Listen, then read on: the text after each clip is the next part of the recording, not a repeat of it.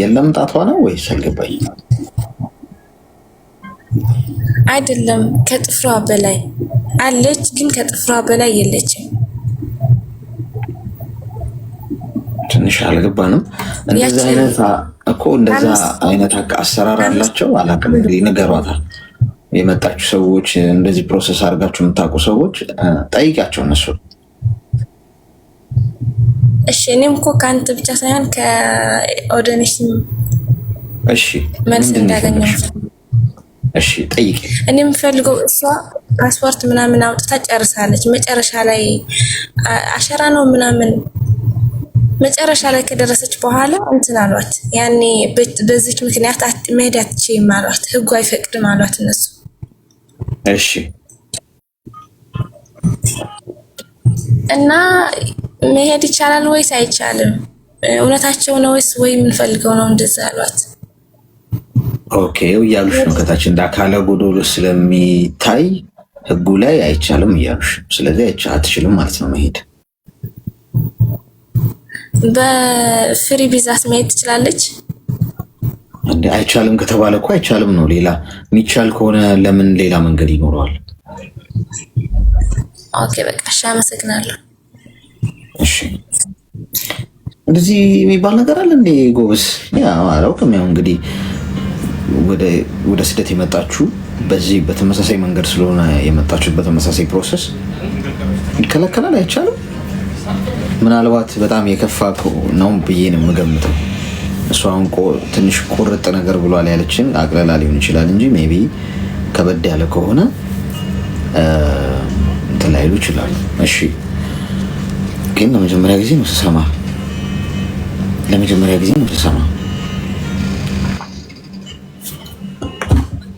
ይገርም ነው። በፊት እንደዚህ የለውም ነበር። ሃይ አሌክስ፣ ጤና ይስጥልን። ናነ ድምፅሽ ርቋል። ኦኬ ቆይ ኮኔክት ላድርግ። ኤርፎኑን ተጠቀሚ። አዎ ኤርፎኑን አውጪው። እሺ እንዴ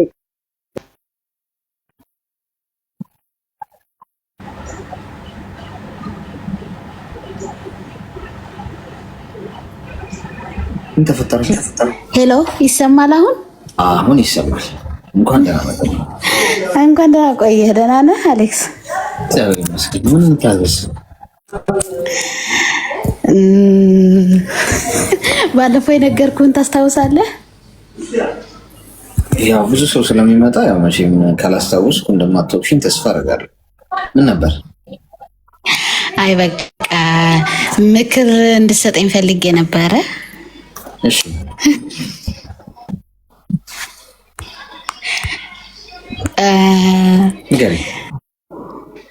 እንዴት አንድን ሰው እንዴት መርሳትና ከራስ ማውጣት ይቻላል? ማንን ነው መርሳት የፈለግሽው ወይም ምንድነው ጉዳዩ? በጣም የምትወደውና የምታከብረው ሰው ማለት ነው። እና ያ ሰው በጣም ጥሩ ነው አሌክስ፣ ገባ? በጣም ጥሩ ነው፣ በጣም እንትን ነው። ግን ሁላችንም ስህተት እንሰራለን አሌክስ። እና አንዳንዴ ስህተት ይሰራል፣ ገባ? ይዋሻል። እኔ ውሸት አልወድም አሌክስ፣ ገባ? አንድ ነገር አድርገው እኔ አላረኩም ሲሉ እንዴ አንተ ምን ይሰማሃል አሌክስ? እያየው ያን ነገር እንዴ አይኑ ባይን እኔ አላረኩም ሲሉ እንዴ ትላለህ። ይሄ ሰው ምንድን ነው? ገባ? እና ከውሸታም ሰውና ካስመሳይ ሰው እንዴት መራቅ ይቻላል? እኮ አጠቃላይ ጄኔራላይዝ አድርግሽው ማለት አሁን አንቺ ምን ገጥሞሽ ነው የሚለው ነግሪኝ። የሚቀድም የገጠመኝ ማለት ጓደኛዬ ነው፣ ፍቅረኛዬ ነው። እና አንዳንዴ ጸባይ የተዋወቅነው በቲክቶክ ነው። እሺ እና ማለት ጀመርን፣ ኖርማል ተዋወቅን፣ ምናልን 2 አመት ማለት ነው ቆየን አብረን። እንደተዋወቃችሁ ነው የጀመራችሁት? ኖ ከ6 ወር በኋላ ጀመርን። እሺ እና ከ6 ወር በኋላ ጀመርን። ጥሩ ነበር ሁሉም ነገር እስከዛሬ። ግን አሁን በዋትስአፕ አንተ ትጻጻፋለህ አይደለ? ሜሴጅ እና ስጻጻፍ የሚመልስልኝ መልስ ማለት አሁን ማለት ነው። በፊት እንደዛ አልነበረም፣ አሁን ተቀየረ እና መልሱ ትክክል አይደለም፣ የሱ አይመስልም። እና እኔ ላኩለትን ፎቶ በቲክቶክ አየዋለሁ እና እንዴ እኔ ላንተ ላኩት ፎቶውን ገባ እንዴት ቲክቶክ ላይ ፖስት ታደርገዋለህ? ጽሁፈህ ማለት አንተ ለዛ ሰው ከላክለት አሌክስ እንዴት ሌላ ሰው ያየዋል? ዋትስአፑ ማለት የምን ፎቶ ነው? ፎቶ ማለት ኖርማል ፎቶዎች ናቸው። የሱ ፎቶ ነው ገባ? የኔ አይደለም። እግዚአብሔር ሲያወጣኝ የሱ ነው፣ ግን እኔ ላኩለት ለሱ ነው ገባ? የሱን ፎቶ ነው የራሱ? አዎ የሱ። አንቺ ከየት አምጥተሽ ነው የላክሽለት ለሱ? እኔ ስክሪንሾት አድርጌ ነው። ከምን ላይ? ከቲክቶክ። እሺ።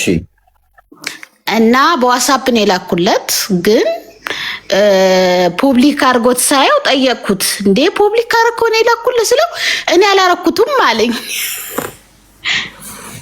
እኔ አላረኩትም ሲለኝ እንዴት አንተ አታረገውም? ያንተ እንትን ነው ገባ? ማለት ልጁ 2 ሚሊዮን ፎሎወር አለው ቲክቶክ ውስጥ ገባ? እና ግን እሱ ስቶሪ ላይ ለቀቀው፣ እኔ ላኩለት ፎቶ ማለት ነው። እንዴ ምንድነው ይጻፍ ላዩ ላይ ጽሁፍ ጽፎበታል። እና እንዴ የእንትን ስቶሪ ላይ የለቀቀው ፎቶ በጣም ደስ ይላል ምናምን ስለው እንዴ እኔ ያለቀኩም አለኝ። እንዴት አንተ አትለቀውም? ማለት እኔ በዋትስአፕ ላኩልህ አንተን ነው አልኩት። ኖ እኔ አይደለሁም ብሎ ካደ። እንዴ ማለት ያንተን ዋትስአፕ ሌላ ሰው ያየዋል ማለት ነው አልኩት። እኔ ምልክልህን ፎቶዎች በዋትስአፕ ነው። እንግዲህ ዋትስአፕ ፕሪቫሲ መሆን አለበት አይደል እንዴ አሌክስ? እና ካደ። እኔ አይደለሁም ምናምን አለ። እንዴት አንተ አይደለም? እኔ ላኩልህ ላንተ ነው፣ በዋትስአፕ ነው። ዋትስአፕ ደግሞ ታውቃለህ ፕሪቫሲ ነው ገባ? እና በሱ ተጣላን ልልህ ፈልጌ ነው። እና ምን ምክር ትመክረኛለህ? ምንድን ነው የፈለግሽው? እንጂ ምክር ነው አይፈለግኩት አሌክስ። ነው መለያየት ነው ማለት። እሺ ማለት እንደዚህ አይነት ነገር ይፈጠራል ወይ ልልህ ነው አሌክስ። ትክክል ነው ይሄ ነገር? አላደረኩም ብሎ መካድ። እድሜሽ ምን ያህል ነው? 32 30 ብለሽ ያዝሻት እንዴት ነው? ቀንሽ ድረስ ነው። ሁለቷን ልቀንሳት ነበር። እሺ ሚዩት አድርጊና አዳምጪኝ። በእውነቱ ከሆነ እንግዲህ ጉዳዩ የነገርሽን ጉዳይ እውነት ነው አሌክስ፣ ግን ውስብስብ ያለ ነገር ነው። በመሰረቱ ቲክቶክ ላይ የተዋወቅሽው 2 ሚሊዮን ፎሎወር ስላለው ስለሌለው አይደለም ጉዳዩ። ኖ ስለ ማለት እንድታውቀው ብዬ ነው ትንሽ ስለ ሁኔታ። ኦኬ እሱ መናገር አልነበረብኝም። እሺ እሱ ችግር የለውም። ያን ያህል ዋናው መሰረቱ ምንድነው? ቲክቶክ ላይ ያወቅሽውን ሰው አምነሽ ፍቅር መጀመር እንዴት ይታያል ነው ነጥቡ። ገብቶሻል አይደል? ምክንያቱም ቲክቶክ ላይ ብዙ አይነት ሰው ያለው ሰው ከአንቺ ጋር ፍቅር በቀላሉ መጀመር የቻለ ወንድ ከሌላዋ ጋርም በቀላሉ ለመጀመር ምንም የሚይዘው ነገር የለም። ምክንያቱም ቲክቶክ ላይ አንቺ ብቻ አይደለም ያለሽው፣ ብዙ ሴቶች አሉ። ሴቶች ሊጽፉለት ይችላሉ፣ ሊግባቡት ይሞክራሉ፣ ሊያውቁት ሜሴጅ ሊልኩለት ይችላሉ። አንቺም በቀላሉ ሀይ ብለሽው ሀይ ብሎሽ ተግባብታችሁ በ6 ወር ባልሞላ ጊዜ ውስጥ አፈቀርኩሽ አፈቀርሽኝ ምናምን ብሎ አንቺም ተባብላችሁ ፍቅር መጀመር የቻለ ወንድ ኢዚ ነው ማለት በቃ ማንም ሰው በቀላሉ ሊቀዳው ይችላል ማለት ነው። ገብቶሻል ማለት በትክክለኛው ከሄደን ሰው ልቡን አሳልፎ ለመስጠት ያው ሚዲያ ላይ ለተዋወቀው ሰው እንደሆነ እንኳን ብንል በጣም ቱማች ዲፕ ማወቅ አለበት ስለዛ ሰው። ወይ ፊዚካል ተገናኝቶ መተዋወቅ አለበት፣ በደንብ ጊዜ መውሰድ አለበት። እና ዊዝን 6 months ኢዝሊ በፍቅር መውደቅ ከቻለ ብዙ ሴቶች አሉ ማለት ነው በዙሪያው። ለራስሽ ነው ነገር እንዳትጎጂ ነው። ይሄ አሁን ፎቶ ልከሽለት የራሱን ፎቶ ስቶሪ ላይ ያደረገው ምናምን እሱ ብዙ ውሃ የሚያነሳ ጉዳይ አይደለም። የራሱን ፎቶ ነው ከፈለገም ይዘቅዝቀው። አንቺ ልከሽለት ከሆነ ስክሪንሾት አድርገሽ ምን መሰል አሌክስዬ፣ ይቅርታ እኔ በጣም የጠረጠርኩት ዋትሳፕን የሚመስለኝ ከሱ ጋር ማወራ ብቻ ነው የመሰለኝ። ገባ? በዚህ አይነት እንግዲህ ሌላ ሰውም አለ ማለት ነው። ምን እንዳለኝ ታውቃለህ አሌክስ? እኔ በተኛሁበት ቁጥር ሌላ ሰው ነው የለቀቀው ፎቶውን አለኝ። እንዴ አንተ በተኛሁበት ቁጥር እንዴ ሌላ ሰው ይለቀዋል? እኔ ላኩልህ ፎቶ ላንተ ነው አልኩት። ስለዚህ ኖ ማለት ይሄ ነገር ትክክል አይደለም ማለት ነው። ልጁ ነው። ኦኬ ቀጥል። እሺ ምክርህን አሌክስዬ። ቴንክ ዩ። እሺ ዋትሳፕን ሌላ ሰው ነው የሚጠቀምበት ካለ እየዋሸሽም ሊሆን ይችላል። ኦፍኮርስ እየዋሸሽ ነው የሚሆነው። የማንንም ዋትሳፕ ማንም መጠቀም አይችልም። በነገራችን ምናልባት ቴሌግራም እንኳን ቢሆን ቴሌግራም ለምሳሌ ከተጠለፈ ስልኬ 2 ስልክ ላይ ማኔጅ ማድረግ ትችላለሽ። ቴሌግራም 2-3 ስልክ ላይ ዋትሳፕ አሁን እኔ ስልክ የምጠቀምበት ዋትሳፕ አንቺ ስልክ ላይ ቢከፈት እንኳን ከኔ ስልክ ይጠፋል። ገብቶሻል? ስለዚህ ዋትሳፕን ሌላ ሰው ነው የሚጠቀምበት ካለ ሴኪዩር ኖ አሌክስዬ፣ ሌላ ሰው ይጠቀምብኛል አላለኝም። ይቅርታ አቋረጥኩ አሌክስዬ። ሌላ ሰው ይጠቀማል አላለኝም። ሌላ ሰው ይጠቀማል ምናምን አላለም። ኖ ፕሪቫይስ እኔ ነው የምጠቀመው ምናምን። እና ታዲያ ለምን ተዋሻለህ? ፎቶ የተላከው በዋትሳፕ ነው። ገባ ማለት አይኔ ያወጣ ውሸት እንዴ? እኔ ላኩልህ ላንተ ነው አልኩት። ገባ? እና እንደዛ ነው ማለት እንድታውቀው ብዬ ነው ነገሩን አሌክስዬ። ቪዲዮ ኮል ምናምን ታወራላችሁ? ያ አንዳንዴ እናወራለን፣ አንዳንዴ አልፎ አልፎ እንጂ ብዙ ቪዲዮ መጠቀም አይፈልግም። አንቺ አሁን አፍቅረሽዋል ማለት ይቻላል? አሁን ባለሽ እኔ አሌክስ በጣም ከባድ ነው። እኔ በእኔ በኩል ምን ለምሳሌ ምንድን ነው የወደድሽለት? የእሱን ነገር ምኑን ነው የወደድሽ? መጀመሪያ ፊዚካል ነው አሌክስዬ። እንደዚህ ሰው አንተ በቲክቶክ ስታየው ፊዚካል ሜንቴ ነው መጀመሪያ የወደድኩት። ገባ? እንደዚህ በቃ መልኩ፣ አነጋገሩ፣ መልኩን፣ አነጋገሩን ምናምን ሁሉ ነገሩ ያ ገባ? ፊዚካል ነው የጀመረው መጀመሪያ። ምንድነው እቅዳችን? አሁን ምንም እቅድ የለንም። እቅድ እንደዚህ አብሮ ለመቀጠል በቃ ኖ አትራቂኝ ነው የሚለው። ገባ? እንቀጥል አብረን እባክሽን አትራቂኝ ነው የሚለው። እና እንዴት ልልቀቀው አሌክስ? በቀን 1 ሰዓት አንድ ሰዓት ብዙም አናወራም። 1 ሰዓት ነው እኮ። እስቲ ሚዩት አድርጌ አስቸገርሽ እኮ። ማደንዘዣ ውጓት ጋይስ፣ ማደንዘዣ ኦክሲጅን እና ማደንዘዣ ይሰጣት።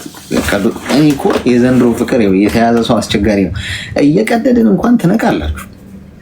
ማደንዘዣውን አይሰራም ወይስ ልክፍቱ ነው ችግር ያለበት? ኤኒዌይስ ዋናው ነጥብ ምን መሰለሽ የኔ እናት፣ በቃ አይጠቅምም ነው። ገብቶሻል? አሁን ሶሻል ሚዲያ ላይ የተዋወቅሽው ሰው ብዙ አትመሰጭ። እምነግርሽ ያው ከምንሰማው ነገር ነው። አሁን ዝም ብዬ በግምት አለም። እዚህ አሁን ብዙ እህቶችሽን ታሪክ ትሰሚያለሽ።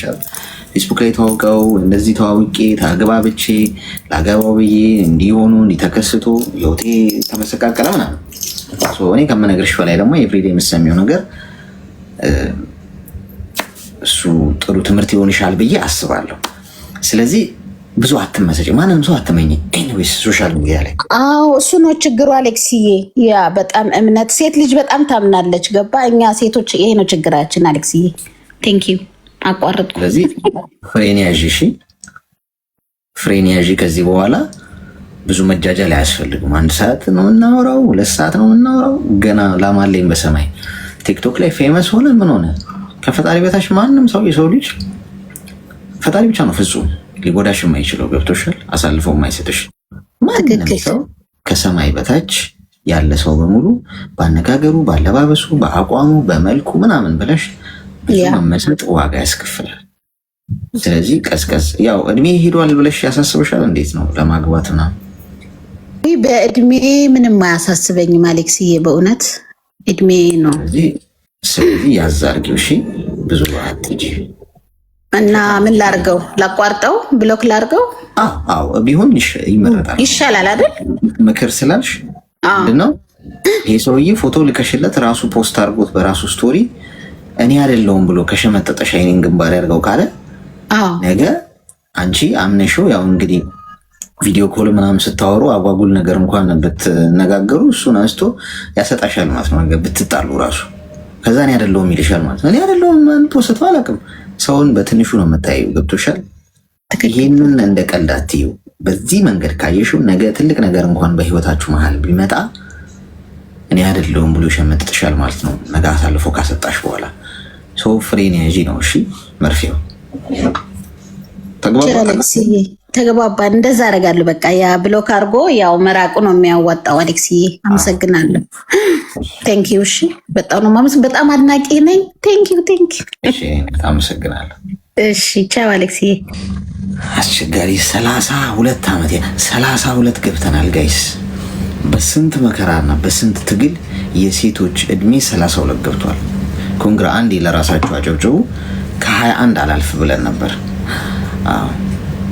እኔ ራሱ 21 ልግባ እንዴ እያልኩ ነበር። እንደ ወንዶችም ምን ይለናል 21ዋን ትንሽና እንቅመሳት ወደ ኋላ ተመጣ አናረጅም። እኛ ጓድ እምቢ አላረጅም ማለት አለብን። ማነው ለሴቶች ብቻ ያለው ይሄንን? ጤና ይስጥልኝ። ሄሎ ወደቀች እንት ኮማ ክፍሉ ሰሯት አወዳደቋ ትንሽ አደገኛ አወዳደቅ ነው የወደቀችው። ኮይን እሰጣችኋለሁ። ቆይ እሰጣችኋለሁ። እሺ ሜምበራችሁ ኤክስፓየርድ ያደረጋላችሁ ውስጥ ሜምበራችሁ ይጠቆር። ሄሎ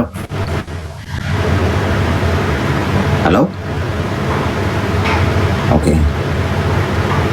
አንድ ኮይን ልስጣችሁ። ኮይን ልስጣችሁና ኤክስፓየርድ ካደረገ እንትኑኑበት። እሺ አብሩበት። አንድ ኮይን ነው የሚጠይቀው። ከላይ ከስሜ ጎን ያለው ልብ ቅርጽ ምልክት እየነካችሁ ሜምበር ሆኑ። አንድ ኮይን ነው የሚጠይቀው። እሱ ከሌላችሁ የሆነ ይሰጣችኋል። እዚህ ጋር ይታያችኋል። ከ3 ደቂቃ በኋላ መውሰድ ትችላላችሁ። ከዚህ ውስጥ ግን ብዙ ታብ ላደረገው ሰው ነው የሚሰጠው። እሺ ይህን 3 ደቂቃ በጣም ብዙ ታብ አድርጉና ቆጥሮ ሲጨርስ ከ3 ደቂቃ በኋላ ሳጥኑ ስትነኩት ይሰጣችኋል።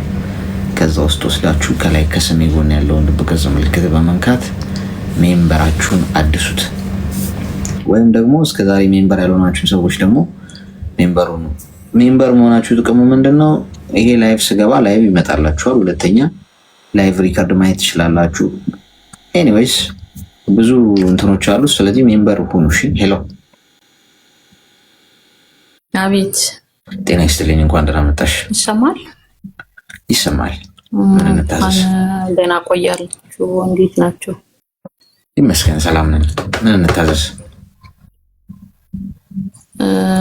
አሌክስ አንድ ግራ የገባኝ ነገር አለ። ታውቃለህ፣ እኔ ማንም ላማክር እያልኩ ነበረ እና ያው ማን ያውቃል ከዚህ የራሱ አስተያየት ከተገኘ ራስን ሊያሳርፍ ይችላለሁ ብዬ ነው የመጣሁት እና እሱም ምንድን ነው ታሪኩ የዛሬ አይደለም ማለት 7 ዓመት ከ7 ዓመት በፊት ነው እና እኔ ባለትዳር ነኝ። ባለትዳር ሲሆን 2 ልጆችም እናት ነኝ እና ከባሌ ጋር ምንም አልተጣለው፣ ምንም አልሆንኩም። ከቤት ያው በሆነ ምክንያት እሱ አልሰማም ስለኝ እትቼ ነው የወጣሁት። ወጥቼም በዛው ነው የቀረሁት። የቀረሁበት ምክንያት ምንድነው? ያው ብዙ በደል ደርሶብኛል በህይወቴ ዘመን። ያው ያገባሁትም በልጅነቴ ነው። ይሄ ነው ከሚለው በላይ ነው የደረሰብኝ እና በጣም ውስጤ አዝኖ ነው ያለው እና እግዚአብሔር ስሙ ይባረክ። ያው ራስ በራስን እያጽናናው እስካሁን ድረስ በፈጣሪ እርዳታ አለው እና እሱ ምንድነው አሁን ግራ የገባኝ ምንድነው እኔ ከሱ አሁን እሱን ጥዬ ከወጣሁ 4 ዓመት ሆኖኛል እና ከ4 ዓመት አሁን ይሄ 4 ዓመትም እሱ ይከታተለኛል። እሺ እኔ ደግሞ ምን ማድረግ አለብኝ? ለኔ ግራ ገባኝ። ያው አንተ ያው ፍንጩን ካሳየክ እኔ ከመጀመሪያው ጀምሬ መናገር እችላለሁ። ያው እሱ ጋር ነው ጥፋቱ፣ እኔ ጋር ነው ጥፋቱ፣ ምን ማድረግ አለብኝ የሚለው ላንተ ጊዜ ካለ ያው በደንብ አድርጌ እንትን ማስረዳት እችላለሁ ማለት ነው። እሺ እኔ ያው እኔና እሱ ስንጋባ ያው እኔ 15 ዓመቴ ነው ያኔ። እሱም ያው ሌላ ከኔ በፊት ሌላ ሴት ምናምን አያውቅም። ከዛ በኋላ በፍቅር ነው የተጋባ ነው፣ በእንትን ሳይሆን ተጋባንና እዛው እያለን ሁለት ልጆች የመጀመሪያ ልጅ ወለድኩና የመጀመሪያ ልጅ ወልጄ እሱ 4 ዓመት ሆኖታል። እሱ 4 ዓመት ሲሆን በመጀመሪያ ልጅ ራሱ ያው እናቴ ጋር ነው የወለድኩት። እኔን ተከትሎ አልሄደም። ከወለድኩት ወደ 4 ወር 5 ወር ከሆነ በኋላ ነው እኔ ጋር የመጣው እና እኔ ጋር መጥቶ በቃ አለ አይደለ ያው ቦታው ሩቅ ነው። የሱ ወደ ዲላ ነው፣ የኔ ወደ ሶዶ ነው እና ቦታው ሩቅ ስለሆነ የሱ ቤተሰብም አልመጣም። እሱም ደግሞ ቶሎ መምጣት አልቻለም። ወደ ሐዋሳ ነው የሚኖረው። በቃ ግራ ተጋባውና አለ አይደለ በተወለድኩበት ሀገር ላይ አግብቼ እንኳን እንዳላገባው ሰው አንገቴን ደፍቼ ነው የኖርኩት። ከዛ በኋላ በቃ ትንሽ ግራ ተጋባውና እንደምንም አድርጌ ልጅን ያለ አባት ከማሳደግ አልኩና ቤተሰቦቼ ራሱ አትሄጂ እያሉ 8 ወር ለልጄ ሲሆን ከቤተሰቦቼ እጅ እሱ መጥቶ እንዲወስደኝ ነገርኩና መጣው። ሐዋሳ እያለን በቃ አለ አይደለም እሱም ይታገላል እኔም ታገላለሁ እየሰራን ምናምን በእኔ ያው ልጄ 4 ዓመት ሲሆን ሁለተኛ ልጅ መጣልኝ። ሁለተኛ ልጅ ሴት ናት። እሷንም በቃ በሷ ላይ ራሱ እሱ የለም በቃ አጠገቤ ላይ በሁሉም ማለት ነው። በመጀመሪያም የለም በሁለተኛም የለም። በጣም ተቸገርኩት፣ በጣም ተሰቃየው። በቃ ልጄ የመጀመሪያ ልጄ ራሱ ለእናቴ ነው ወስጄ የሰጠሁት እና ሁለተኛ ልጄን እጄ ላይ ይዤ ራሱ አልቻልኩም። የቤት ኪራይ አለ፣ የሚበላ አለ፣ የሚጠጣ አለ። እሱ ያው አጠገቤ ላይ የለም ለማለትም አለ ለማለትም የለም። በቃ ሰው አለ ብሎ ነው የሚያስበው። ለውጭ ሰው ግን ማር ነው። ቤት ስገባ ያው የለም እና እሱ ፍልድ ነው የሚሰራው እና በጣም ተቸገርኩ። በቃ አለ አይደለ በቃ በህይወቴ ያልሰራው ስራ ነው የሰራሁት እና በቃ ከምራብና ምንም አላልኩም። እኔ ወደ ሀገሬ ሊገባ ነው አልኩና እሱን አንድ ጥያቄ ጠየቅኩት። እሺ በቃ ግቢ ሽጪ የምትፈልጊውን ውሰጂ አለኝ። እሺ አልኩና ከሱ አንድ አፍ ብቻ ሰማው። ወደ ሀገሬ ገባው። ገብቼ ሀገሬ ላይ እዛ እንጀራ ምናምን ጋግሬ ምን ብዬ ልጆችን ያው ማኖር አለብኝ። እሱ ስለተው እኔ መተው የለብኝም ብዬ እንጀራ እየጋገርኩ ሁሉም ነገር እየሰራው እዛ እናቴ አጠገብ ላይ እነሱን አርጌ በቃ እኔ ማልሰራው ስራ የለም። ምክንያቱም እነሱ እኔ እያለው መራብ መጠማት የለባቸውም ብዬ እና እሱም እዛ እያለ ለእኔ ግራ ያው ገባኝ። እኔ ላሳጥረው ታሪኩ ረጅም ነው እና የሚያደርገው አጣውና ነገሮቹን ሲያስበው ለእኔ ግራ ገባኝና ከዛ በፊት ልጄን ወልጄ አጠገቤ ላይ ሰው አልነበረ ማንም። በቃ ሶልደ ራሱ ሌላ ሰው ነው ይዞ ወደ ሐኪም ቤት ምናምን ሄዶ ከኔ ጋር ሆኖ እንትን ያለኝ እና ከወለድኩ በኋላም አለ አይደለም መጠየቅ ምናምን ከብዶታል። ምንም ማድረግ አልቻልኩም እና አሁን ደግሞ መጨረሻ ላይ እኔ በቃ ትቼ ወደ አረብ ሀገር መጣሁ። እናቴ ጋር እንጀራ እየጋገርኩ እየሸጥኩ ነበረ። ልጆቼንም እያሳደግኩ እናቴንም እያስተዳደርኳት ነበረ። ትቼ ደግሞ ወደ እንትን መጣሁ ወደ ሳውዲ እና በቃ ሳውዲ ከመጣሁ በኋላ የኔ ካልሆንሽ በስተቀር የሚለው አመጣ። በቃ አለ አይደለ ወደ ጠንቋይ ቤት መሄድ፣ በሰው ማስጠየቅ፣ ራሱ መደወል በቃ አበደ እና ግራ ተጋባው ታውቃለህ። ከዛ ግራ ተጋባው። የሚሆነው ነገር አጣው፣ የሚመልሰው ነገር አጣው። ጌታ ሆይ ይሄ ነገር ለኔ መልሱ እምቢ ብሎኛል። እንግዲህ እኔ ማንን ላማክር ከማን ልስማ የሚለው አይምሮዬን ብቻ የሚጎዳው ይሄ ጥያቄ ነው። በቃ ምን መሆን አለብኝ? ትላንት ተርቤ ተጣምቼ 2 ልጆችን ይዤ ምክንያቱም እሱም አይሰራም ማለት ያው እንትን አልልም፣ ይሰራል ግን የት እንደሚገባ አላውቅም። ግራ ይገባኛል እና የቀን ወጪ አያውቅም እሱ። እኔ ነኝ የማወጣው የቀን ወጪ። ከየትም ልሄድ የትም ምኑንም ልስራ የቀን ወጪ እኔ ነኝ የማወጣው በቃ። እና አንዳንዴ እንደውም የቤት ኪራዩንም እኔ ነኝ የሚከፍለው። እና እኔ በህይወቴ እውነት አለ አይደለ እበት ለቅም የሆነ ከይበት የሚወጣ ኩበት አለ። እሱን ለቅሜ እንጀራ ጋግሬ ነው የሚሸጠው። እና እግዚአብሔር ይመስገን ልጅነቴና የሆነ የሚበላው መከራ አንድ ላይ አይደለም፣ አንድ አይነት አይደለም። እና ስሙ ይባረክ። እዚህ አሁን እግዚአብሔር በሰላም አድርሶኛልና እኔ ከዚህ በኋላ ያለው ነገር አሁን አይምሮዬ ላይ ጥያቄው ይሄ ነገር ነው። እሺ ምን ማድረግ አለብኝ? አሁንም ወደሱ ከተመለስኩት በቃ አይምሮዬ በቃ አለ አይደለ እኔ ለልጆቼ ብዬ መመለስ ችግር የለውም፣ ግን ለልጆቼ ብዬ ከተመለስኩት ራሴ ሰላለሁ። ሁሌ የሚያስበው ይሄ ነው። ልጆቼ አሁን በእኔ እጅ ላይ ናቸው። አሁን ትልቁ 6ኛ ክፍል ነው። ትንሿ ደግሞ ልኬጂ ያው ዘንድሮ 2ኛ ዓመት ነው የምትማረው። አምና ተመራቂ ናት። እነሱንም እኔ ነኝ ማስተምራቸው። ግን በቃ አሁን እሱ እንዲመለስ ብቻ ነው የሚያስበው። ሁሌ ይደውላል፣ ሁሌ እንትን ይላል። አሁን በዚህ ሳምንት ራሱ 2 ወር ሆኗል ብሎክ አድርጓለሁ። እና አይምሮዬ ላይ በቃ ይመላለሳል፣ ጥያቄ ይሆንብኛል። ምን ማድረግ አለብኝ ነው በቃ። እስቲ እቺ ነገር ለኔ መልሱን ብቻ እናንተ ጋር ካለ ያው እንግዲህ ባለ ኮሜንታተሮችም ቢሆን አንተም ብትሆንም መልስልኝ፣ ግራ ይገባኛል። እሺ እድሜሽ ምን ያህል? እኔ ኧረ ወደ 27 ነኝ አሁን። ስለዚህ እድሜሽን የጠየቁሽ ምንድን ነው? ሰው እድሜ ያስተምረዋል ብዬ ስለማስብ ሚዩት አድርጊ እስቲ፣ ሚዩት አድርጊ። አንደኛ ሰው በእድሜ ሂደት ከስተቱ መማር አለበት። ስትሄድ የምታንቀፋ ስትመለስም ከመታ ድንጋይ ዋንተ ነህ ይባላል አይደል? ይህ ምን ማለት ነው? እያየ መሄድ አለብህ ነው ፖይንቱ። ስትሄድ ሊመታ ይችላል እንቅፋት፣ ስትመለስ እንዴት ይመታል? በተመሳሳይ መልኩ አትሊስት እያየህ አትሄድም ወይ ደግሞ እንቅፋቱን ዞር አታደርገው። ገብቶሻል? ስለዚህ አንዴ ሰው ሊጎዳሽ ይችላል፣ ሊጫወትብሽ ይችላል፣ አውጥቶ ሊጥልሽ ይችላል፣ ሊቀልድብሽ ይችላል። የማያልፍ ስለሚመስለው ነው ሰው ያንን የሚያደርገው። የማያልፍ ግን ነገር ምንም ነገር የለም። ሰው ዛሬ ተገፍቶ ቢወድቅ ነገ ይነሳል። ዛሬ ቢከፋው ነገ ይስቃል።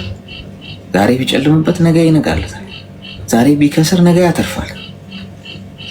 ዛሬ የገነባው ሁሉ ቢፈርስ መልሶ መገንባት ይችላል። ጊዜ ብቻ ነው የሚያስፈልገው፣ ትዕግስት ብቻ ነው የሚያስፈልገው፣ መልሶ መነሳት ብቻ ነው የሚያስፈልገው። ሰው ያንን አያስብ እና ስትወድቂ እስከናካቴ ወድቀሽ የምትቀሪ ይመስላቸዋል ሰዎች። ለዛ ነው አንቺን አሁን የምትወድቂ መስሎት ነው ያንን ሁሉ ነገር ያደርገዋል። ዛሬ ተነስተሻል፣ ራስሽን እየጠበቅሽ ነው፣ ገንዘብ እያገኘሽ ነው፣ ስራ እየሰራሽ ነው፣ የተረጋጋ ህይወት እየመራሽ። ስለዚህ እንዴት አይመጣም ስታስቢ? የሚመጣው ግን እኮ አንቺን ፈልጎ አይደለም፣ አንቺን ወዶሽ አይደለም። ሊንከባከብሽ ከስተቱ ተምሮ አንቺን ትሪት እያደረገ ሊቀጥላ ነው። እንደውም የበለጠ ንቀቱ ይጨምራል አንቺ መልሰሽ ወደ ቦታው ብትገቢ።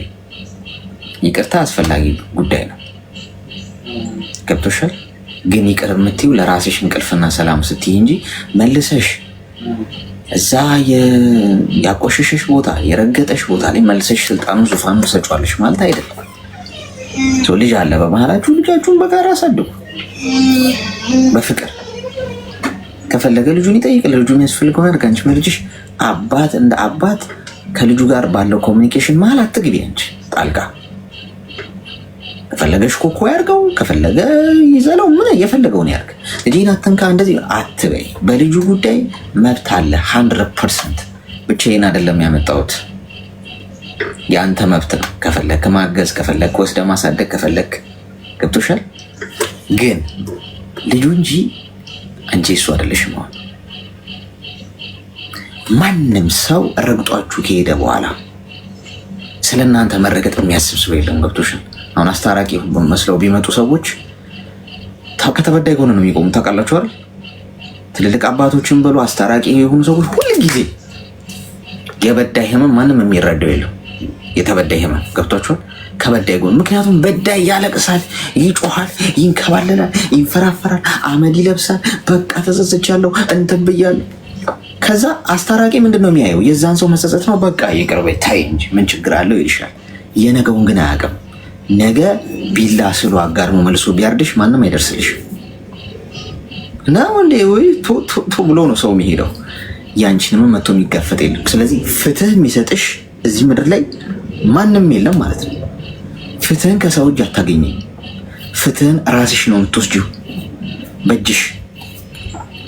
ወንድም ከሆንክ በእጅህ ነው ፍትህን የምትወስደው። ፍትህ ማለት ምን ማለት ነው? ነገሮች ከመሆናቸው በፊት ራስሽን መጠበቅ ማለት ነው። አይንሽ ከጠፋ በኋላ አይን አይመልሱልሽም። ፍትህ እኮ ማለት ያ ነው። ለምሳሌ እሱ አሁን አይንሽን ቢያጠፋው ፍርድ ቤት ሄደሽ አይንሽን ስላጠፋብሽ ቢፈረድበት ፍርድ አገኘሽ ነው እንጂ ፍትህ አገኘሽ አይባልም። በፍርድና በፍትህ መካከል ከፍተኛ ልዩነት አለ። ፍትህን ሰጪ አንድ እግዚአብሔር ብቻ ነው። እሱም እንዴት ነው የሚሰጠው? አይን ከጠፋብሽ አይንሽን የሚተካልሽ ከሆነ ፍትህ አገኘሽ የሚባለው። ሰው ገሎ የታሰረ ሰው ፍርድ ቤት ሲፈረድበት ፍርድ ተፈረደበት እንጂ ፍትህ አገኘ አይባልም። ፍትህማ የሚሆነው የገደለው ሰው በህይወት እንደገና ሲነሳ ነው ከሞተበት። ፍትህ እዚህ ምድር ላይ የለም የኔ እናት፣ ብትፈልጊም አታገኙም። ስለዚህ ሳትቀደሚ የራስሽን ፍትህ ራስሽ መውሰድ ማለት ነው ብቃት ማለት። ስለዚህ ነገ አሲድ ደፍቶ ህይወትሽን ከማበላሸቱ በፊት ጎዳና ጡቶ ከመጣሉ በፊት አኝኮ ከመጥፋቱ በፊት አንቺ ኖት ያለሽ ማለት ነው በህይወትሽ ላይ መብት ስላለሽ። ስለዚህ አርፈሽ ቁጭ በይ እሺ፣ ተጠንቀቂ። ይህንን ነው የምልሽ። በጣም እየፈለገ ያለው እንድትመለሽ ወዶሽ አይደለም፣ የጀመረው ሊጨርስ ነው። መኝ እሺ፣ ተግባባል። በጣም ነው አመሰግናለሁ። በጣም አመሰግናለሁ። ከልሽ አመሰግናለሁ። እኔም አስችላይ ነው። ወንዶች ይናደዳሉ። ውሃ ስጧቸው፣ ውሃ ጠጡ። ይሄ ማኒፑሌተሮች ናቸው እነዚህ። ማኒፑሌት ነው የሚያደርጉት ጭንቅላትሽ እና እንድትጸጸተ። ፍቅር መጀመሪያውኑ ነው ማይጎዳሽ። የሚያፈቅረሽ ሰው የሚወድሽ ሰው መቼም አይጎዳሽ። ጎድቶሽ ላይሽ ላይ ድራማ ሰርቶ ከሄደ በኋላ ልክ ሲያልፍልሽ ስትነሽ ክንፍ አውጥተሽ ገና መብረር ስትጀምሪ እንዴት በረረች። በዳዮቻችሁ እንቅልፍ አይተኙም። ባይዘው ይሄንን ወጎሽ ካሁኑ መነግራችሁ ገንጥለዋችሁ የሄዱ ሰዎች፣ ክንፋችሁን ገንጥለው የሄዱ ሰዎች እናንተ ክንፋችሁን ጠግናችሁ ስትበሩ ይሸታችኋል። እንዴት ተነሳች፣ እንዴት ትበራለች፣ ሊያምርባት ነው፣ ሌላ ሰው ሊወዳት ነው፣ ሌላ ሰው ልታፈቅር ነው። ቁመናሽ ሲስተካከል፣ ገንዘብ ሲያገኝ፣ ህይወትሽ ሲያምር ሌላ ወንድ እንዴት እንደሚያይሽ ያያል። ይሄው ወንድ ስለሆነ ወንድ እንዴት እንደሚያይሽ ያያል። እና ይህንን የመሰለች ልጅ ሌላ ሰው እጅ ልትገባ ነው። ስለዚህ ቶሎ ብዬ በዚህም በዛ ማዋክቤ ህይወቷን በጥብጬ እንደገና ዜሮ ላስገባት። ጨዋታው ኖ ይባላል። ለዚህ ማንም አይዋጠለት ከፈለገ ያንቺ ህይወት ያንቺ ነው። ለምን እናትና አባትሽ ያውም ካልተዋጠላቸው በውሃ ወራዱት። ለአንቺ ህይወት ዋስትና ማንም አይወስድም። በህይወቴ ላይ ለማረገው ነገር ጀጅ ሊያደርገኝ የሚሞክር ሰው ካለ ሳቄ ነው ያመጣኝ። እንኳን ሊከብደኝ ቀርቶ ጤና ይስጥልኝ። ራማሌክስ እንዴት ነህ? እግዚአብሔር ይመስገን። እንኳን ደህና መጣሽ። እንኳን ደህና ቆየህ። ደህና ነህ? ይመስገን ፈጣሪ። ምን እንታዘዝ? ምክር እንድትሰጠኝ ፈልጌ ነበር። እሺ ንገሪኝ።